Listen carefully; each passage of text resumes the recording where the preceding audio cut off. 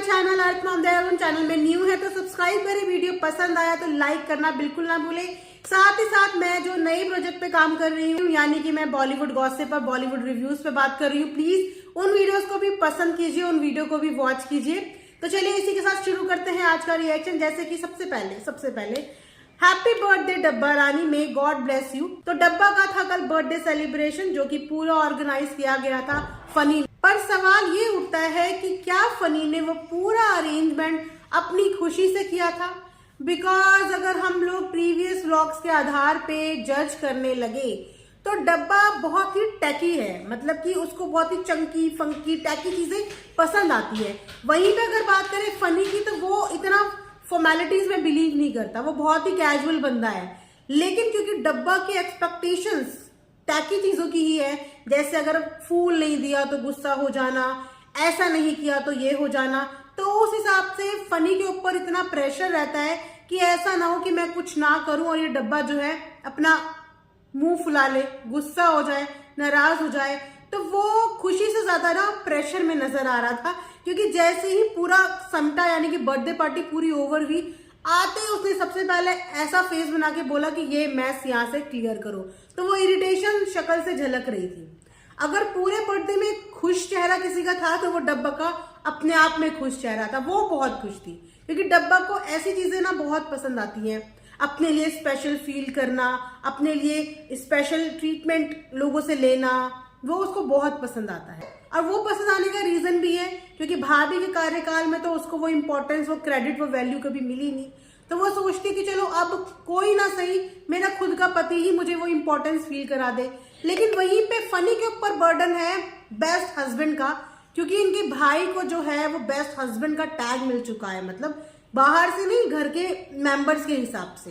तो वो pressure funny के सर पे है कि उसको भी किसी भी तरीके से बेस्ट पति साबित होना है, तो वो अपनी तरफ से पूरी मेहनत करता है। लेकिन बर्थडे पार्टी में वो जो फायर लाइट्स का काम था ना, वो टू बी वेरी फ्रैंक मुझे समझ में नहीं आया कि उसका काम क्या था। लेकिन क्योंकि व्लॉग को भी कुछ चमक धमक कंटेंट चाहिए, और आप जानते हैं कि एक ही कंटेंट पे तीनों के तीनों का बंटवारा होता है, तो इसीलिए कंटेंट का वो हिस्सा था। उसके बाद मैडम पार्टी में शुरू होके 5-10 मिनट शायद उसके बाद से मैडम शुरू हो गई थी, ये क्रैंकी हो रहा है, रूह बेबी क्रैंकी हो रहा है, सब कह रहे थे ये क्रैंकी हो रहा है। इनफैक्ट नानी भी संभालती हुई नजर आ रही थी कि वो नानी की गोद में भी नहीं टिक रहा था। तो भैया वो कैसे टिकेगा? तुम लोग रात के 12-12, 1-1, 2-2 बजे जो बर्थडे के सेलिब्रेशन करते हो, जब दुनिया का सोने का टाइम होता है, लोगों का सेलिब्रेशन करके घर आने का टाइम होता है, इनके परिवार का सेलिब्रेशन तब शुरू होता है।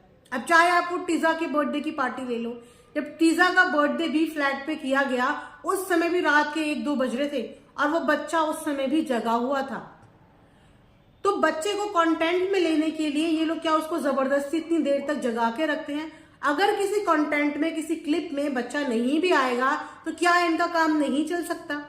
इनके साथ जो मैनेजर आई थी वहां पे, वो भी अपनी बच्ची को छोड़ के आई थी, क्योंकि उसे पता था कि लेट नाइट पार्टी है, बच्चों को नींद आती है तो बच्चे बहुत क्रैंकी हो जाते हैं।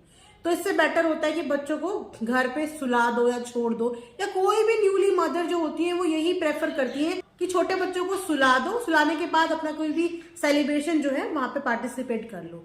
लेकिन इन लोगों को अपने बच्चों को ले जाना भी सब जगह है और उसको फिर परेशान करके वापस भी लाना सब जगह है। मुझे समझ में नहीं आता कि ये लोग ऐसा क्यों करते हैं, क्योंकि टीजा का बर्थडे तो डब्बा के फ्लैट में भी हो सकता था, टीजा का बर्थडे इनके खुद के फ्लैट में भी हो सकता था, लेकिन नहीं, वो सब चीजें जनाब और मैडम के ही फ्लैट में करनी थी, और वहां पे भी बच्चे को 1 बजे तक उठाया हुआ रखा था। और सेम डब्बा के बर्थडे में भी उस बच्चे को जबरदस्ती उठाया हुआ रखा था, जबकि इस एज में बच्चे के लिए नींद बहुत ज्यादा जरूरी होती है, वो भी विदाउट एनी डिस्टर्बेंस। बिना डिस्टर्बेंस के बच्चा जितनी ज्यादा अच्छी नींद लेता है ना, साउंड स्लीप जितनी अच्छी लेता है, उतने उसके बॉडी के डेवलपमेंट में हेल्प मिलती है, उसके ब्रेन के डेवलपमेंट में हेल्प मिलती है। लेकिन ये लोग कंटेंट के लिए या तो उसके मुंह पे हा हा हा हा करके इतनी जोर जोर से हंसी, जोर जोर से बात करते हैं, वो वहां पे सो रहा होता है, तो बच्चा जगेगा नहीं तो बच्चा क्या करेगा? उसके बाद बोलते हैं ये उठ गया, जबकि इन्होंने अपनी एक वीडियो में ये बात बोली है कि इनका जो बेटा है वो मैक्सिमम सोया रहता है। मतलब वो सोता है, उसको सोना पसंद है, लेकिन अगर आप किसी बच्चे को नींद से उठा दोगे या उसकी नींद का टाइम है और उसको तुम लेके घूमोगे तो जाहिर सी बात है वो बच्चा भी परेशान होगा और क्रैंकी भी होगा। सो ये तो चलो बच्चों से रिलेटेड केयरलेसनेस थी, बट बर्थडे पार्टी में ये इतने कैजुअल होके क्यों आए हुए थे मैडम और जनाब? अगर की बात इनके फंक्शन की होती है तो ये हर चीज बढ़िया करते हैं, लेकिन जब बात इनसे रिलेटेड किसी बंदे के फंक्शन की होती है तो ये लोग हमेशा इतने कैजुअल कपड़ों में क्यों आ जाते हैं? चलो जनाब का एक्सक्यूज था कि मतलब अपने रिहर्सल से डायरेक्ट आए होंगे, लेकिन मैडम वो भी ऐसा लगा कैजुअल की तरह वहां पे आ गई, जबकि डब्बा ने जब अच्छे बैनर पे अच्छी तरीके से हर चीज का अरेंजमेंट किया हुआ था, सब चीजें बहुत सिस्टमैटिक करी थी, सब कुछ अच्छा था, परिवार के सब लोगों के कपड़े दिखाए गए कि देखो कौन किस तरह से रेडी हुआ है, कौन किस तरीके से रेडी हुआ है, लेकिन वहीं पे उसकी खुशी में उसके भैया भाभी कैजुअली आ गए जिनको कोई लेना देना ही नहीं था। तो इस तरीके का बिहेव आखिर ये लोग ऐसा कर क्यों रहे हैं? क्यों उसका कंटेंट ये लोग खराब करना चाहते हैं? वो बेचारी अपने कंटेंट के लिए इतनी मेहनत करती है और ये लोग उसके कंटेंट में आके इस तरीके की हरकतें करते हैं, ठीक है। उसके बाद इनके पापा ने कितना प्यारा ग्रीटिंग जो है वो अपनी बेटी के लिए बनाया था, और उस ग्रीटिंग के अंदर जो लाइन थी, मुझे नहीं पता कि इन लोगों के इमोशंस वहां पे आए या नहीं आए, लेकिन जब डब्बा ने वो लाइनें पढ़ी तो मुझे उन लाइनों से बहुत इमोशंस आए।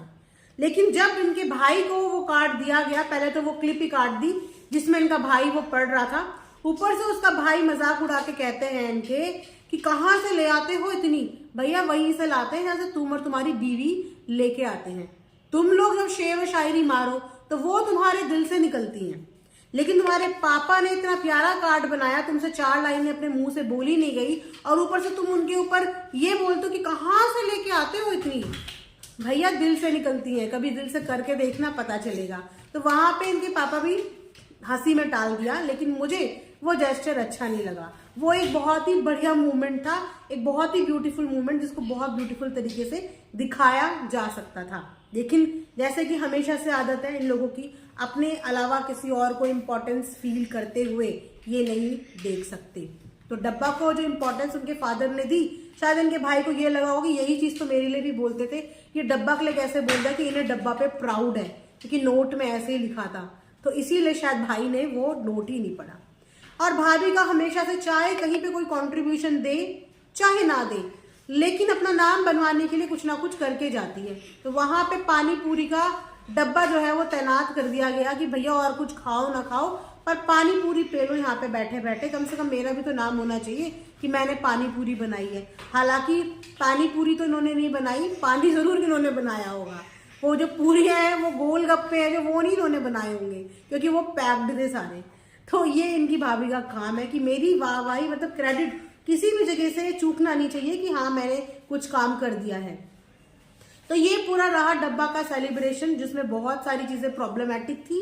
सेलिब्रेशन बहुत ब्यूटीफुल हो सकता था, फनी ने अपनी साइड से पूरी कोशिश करी, लेकिन वहां पे फैमिली वालों ने सपोर्ट नहीं दिखाया, क्योंकि फैमिली के बहुत लोग अलग अलग लेवल पे अजीब अजीब से लग रहे थे। मतलब खुश लग रही थी तो सिर्फ डब्बा, क्योंकि उसको स्पेशल ट्रीटमेंट मिला था और उसके हस्बैंड की तरफ से, तो उसको खुशी हो रही थी। और yes, for the first time डब्बा ने इस बार काफी अच्छा ड्रेस पहना हुआ था। मुझे पर्सनली डब्बा का ड्रेस अच्छा लगा, उसका कलर बहुत ब्यूटीफुल था और मेकअप बहुत सेटल्ड था।